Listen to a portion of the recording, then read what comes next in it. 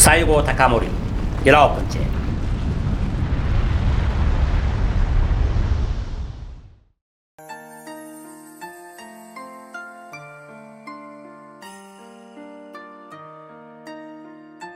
히사미츠는 번주인 아들에게 사이고의 유배를 풀어주라는 편지를 보내지만 방심할 수 없는 인물이니 늘 조심해라고 했습니다.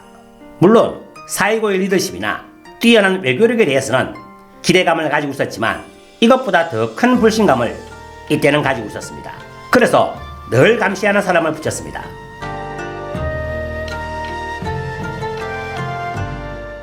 사이고는 히사미츠 외에도 본의 실력자인 코마츠 타테와키에게도 신경 써야 했습니다. 따라서 늘 이 두 사람의 시선을 의식하면서 사스마를 위해서 일을 해야만 했습니다. 교토에 있는 히사미츠를 알린한 사이고는 한 달 동안 엄청난 직책을 받으며 승승장구를 합니다. 4월에 교토를 떠나 사스마로 돌아오게 된 히사미츠는 사이고에게 교토의 어소를 지키면서 언제 초슈가 도발할지 모르니 병력의 준비와 다양한 대인관계를 가지도록 부탁을 하였습니다. 즉 신분이 높은 사람은 코마츠 타테와키가, 신분이 낮은 번상나시다들은 사이고가 관리하도록 하였습니다. 초슈보는 몰락된 자신들의 처지를 회복하기 위해 교토로의 진격을 준비하였고, 그리고 1864년 7월 8일에 이케다야 사건이 발생합니다. 신생구미를 유명하게 만든 사건인데, 신생구미가 교토의 이케다야에 쳐들어가 과격한 낭인들을 제거한 것입니다.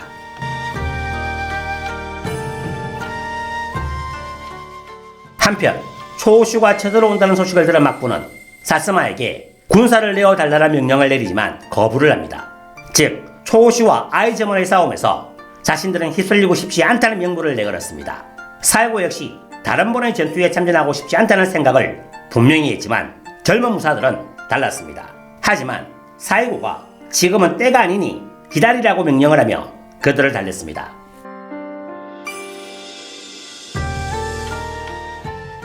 교토에서는 조정회의가 개최되었습니다.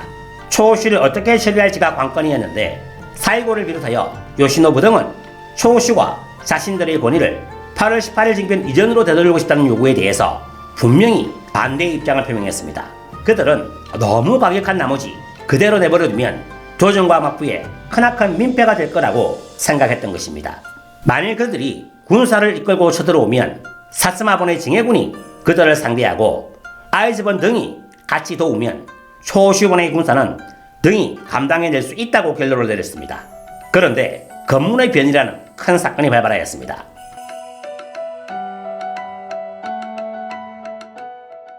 군을 이끌고 교토로 온 초슈본은 천황에 대해서 번주의 원죄를 풀고 초슈의 복권을 기원하기 위해 탄원서를 제출했지만 사태는 진전되지 않았습니다. 이렇게 된 바에는 정변을 일으켜 초슈를 조정해서 멀어지게 한 장본인이 사스마, 아이즈 세력을 우격다짐으로 배제해서라도 입궐해야 한다고 생각하여 강경하게 어소에 접근, 마침내 사스마, 아이즈, 쿠아나번 등 어소 경비의 병사들과 충돌했습니다.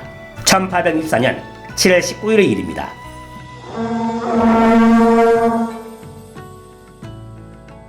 초슈본 가로 코코시 시나노는 치쿠젠본이 지키는 나카타치 우리 어문에 키지마 마테바가 이끄는 유대는 아이저 병사가 지키는 하마구리 문에 진입하여 한때는 어소에 다가올 기세였지만 건어문의 담당이었던 사스마병이 원군으로 달려오자 상황은 역전되어 키지마 마타베는 전사, 부상당한 쿠사카 겐제이도 타카 저택에서 자살하였으며 초슈병은 패했습니다. 이때 사이고도 다리에 부상을 입었습니다.